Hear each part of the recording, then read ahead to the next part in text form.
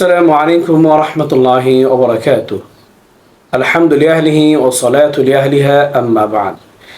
প্রিয় দর্শক শ্রোতাগণ, আপনারা যেখান থেকে আমাদের এই ইসলামিক অনুষ্ঠানের পাশে রয়েছেন, সবাইকে এফকেও চ্যানেল ও মার্কাজুল উলুম ফাতোয়া সেন্টার, জয়নাবাড়ি, হামায়তপুর, সাবা, ঢাকার পক্ষ থেকে জানাচ্ছি অসংখ্য ধন্যবাদ।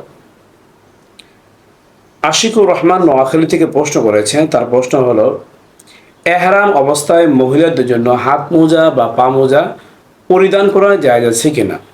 বিষয়টি জানালে অনেক অনেক খুশি হব।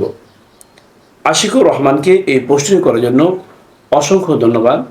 তার প্রশ্ন উত্তর হলো, এহরাম অবস্থায় মহিলাদের জন্য হাত মোজা, পা মোজা এগুলো পরিধান করা তার জন্য শুধু জায়েজও নয়, বরং ফরজ। কেননা হার হালতে সর্বাবস্থায় আল্লাহ পাক রব্বুল আলামিন মহিলাদেরকে তাদের অঙ্গসমূহ ঢেকে রাখার জন্য আদেশ করেছেন। তাছাড়া রাসূল করিম সাল্লাল্লাহু আলাইহি সাল্লামের অসংখ্য হাদিস রয়েছে, সাহাবায়ে আজমাইন, তাবিঈন, উলামায়ে মুতাকাদ্দিমিনদের বক্তব্য রয়েছে।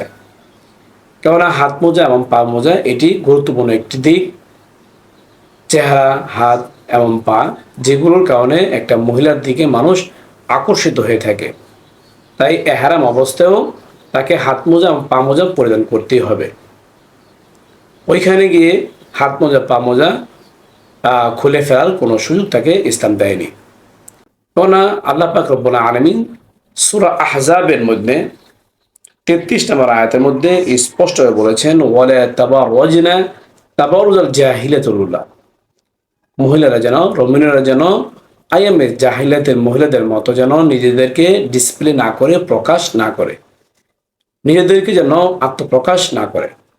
হাত এবং পা উভয়টি এটি মানুষের সম্মুখে নিজেদের আকর্ষণ প্রকাশ করার একটা জায়গা। তাই হাত মোজা, পা মোজা তাকে এহরাম অবস্থাও পড়তে হবে, যেভাবে বাহিরে পরিধান করতে হয়। তাছাড়াও বুখারী শরীফের মধ্যে 1544 নম্বর হাদিসের মধ্যে আম্মা জান আয়েশা বলেছেন যে মহিলাদের জন্য এহরাম অবস্থায় হাত মোজা পরতে কোনো সমস্যা নেই, তারা পড়তে পারবে। ওই সময় বলেছিলেন, যখন তাকে জিজ্ঞাসা করা হয়েছিল এই অবস্থায় কেউ হাত মোজা, পা মোজা পরিধান করলে, মহিলা যদি হাত মোজা, পা মোজা পরিধান করে তার দম ওয়াজিব হবে কিনা, উনি বলছে কোনো সমস্যা নেই। এমনকি আম্মা জান আয়েশা সিদ্দিকা রাদিয়াল্লাহু তাআলা আনহা নিজেও নিজেকে বেষ্টিত করেই উনি হজ আদায় করতেন, পরিপূর্ণ পর্দা রক্ষা করে চলতেন।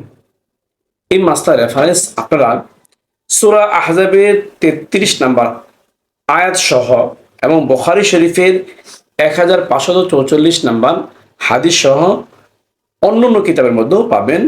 যেমনটা রয়েছে মুসান্নাফ লি আব্দুর রাজ্জাকের 8859 নম্বর হাদিসে, ফাতোয়া হিন্দিয়ার 7 নম্বর খণ্ডের 174 নম্বর পৃষ্ঠায়, আল বাহরুর রায়কের 2 নম্বর খণ্ডের 567 নম্বর পৃষ্ঠায় যে মাসলার বর্ণনা করা হলো।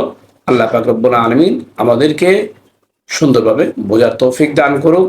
এরকম গুরুত্বপূর্ণ ইসলামিক প্রশ্ন উত্তর জানতে চাইলে অবশ্যই আমাদের ইউটিউব চ্যানেলটি সাবস্ক্রাইব করে আমাদের সাথে থাকবেন।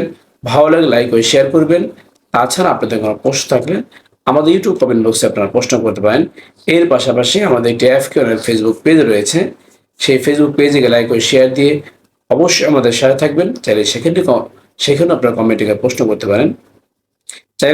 আপনারা কমেন্টে প্রশ্ন করতে পারেন। আপনাদের প্রশ্ন উত্তর যথাসময়ে দেওয়ার চেষ্টা করব। ওমা আলাইনা ইল্লাল বালাগ।